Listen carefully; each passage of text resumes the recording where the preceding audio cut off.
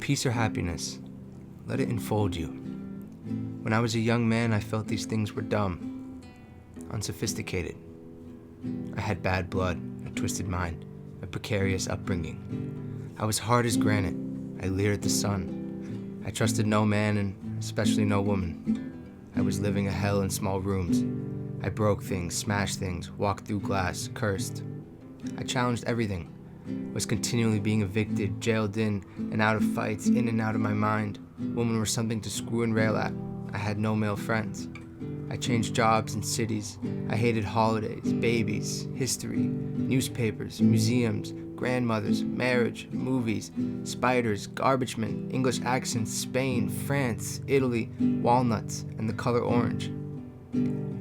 Algebra angered me, opera sickened me. Charlie Chaplin was a fake and flowers were for pansies. Peace and happiness to me were signs of inferiority, tenets of the weak and addled mind. But as I went on with my alley fights, my suicidal years, my passage through any number of women, it gradually began to occur to me that I wasn't different. From the others, I was the same. They were all fulsome with hatred, glossed over with petty grievances. The men I fought in alleys had hearts of stone. Everybody was nudging, inching, cheating for some insignificant advantage. The lie was the weapon and the plot was empty. Darkness was the dictator. Cautiously, I allowed myself to feel good at times. I found moments of peace in cheap rooms, just staring at the knobs of some dresser, or listening to the rain in the dark. The less I needed, the better I felt. Maybe the other life had worn me down. I no longer found glamour in topping somebody in conversation, or in mounting the body of some poor drunken female whose life had slipped away into sorrow. I could never accept life as it was. I could never gobble down all its poisons, but there were parts, tenuous, magic parts, open for the asking. I reformulated. I don't know when, date, time, all that, but the change occurred. Something in me relaxed, smoothed out. I no longer had to prove that I was a man. I didn't have to prove anything. I began to see things. Coffee cups lined up behind a counter in a cafe, or a dog walking along a sidewalk, or the way the mouse on my dresser stopped there, with its body, its ears, its nose. It was fixed, a bit of life, caught within itself. And its eyes looked at me, and they were beautiful. Then, it was gone. I began to feel good. I began to feel good in the worst situations, and there were plenty of those. Like, say, the boss behind his desk. He's going to have to fire me. I've missed too many days. He is dressed in a suit, necktie, glasses.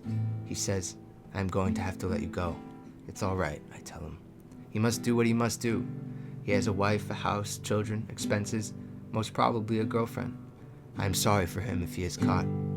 I walk into the blazing sunshine. The whole day is mine. Temporarily, anyhow. The whole world is at the throat of the world. Everybody feels angry, shortchanged, cheated. Everybody is just despondent, disillusioned. I welcome shots of peace, tattered shards of happiness. I embrace that stuff, like the hottest number, like high heels breast, singing the works. Don't get me wrong, there is such a thing as cockeyed optimism that overlooks all basic problems just for the sake of itself. This is a shield and a sickness. The knife got near my throat again. I almost turned on the gas again. But when the good moments arrived again, I didn't fight them off like an alley adversary. I let them take me. I luxuriated in them. I made them welcome home. I even looked into the mirror, once having thought myself to be ugly. I now liked what I saw. Almost handsome, yes, a bit ripped and ragged, scars, lumps, odd turns. But all in all, not too bad.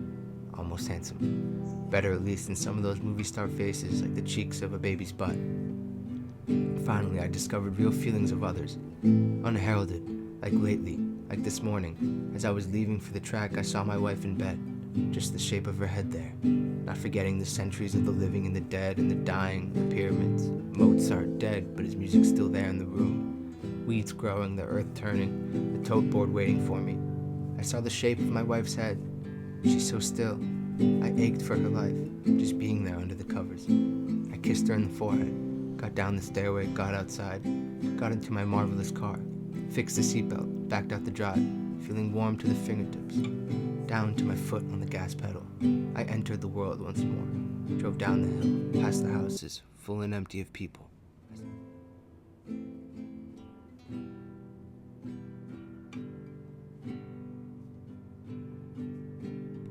saw the mailman, honked.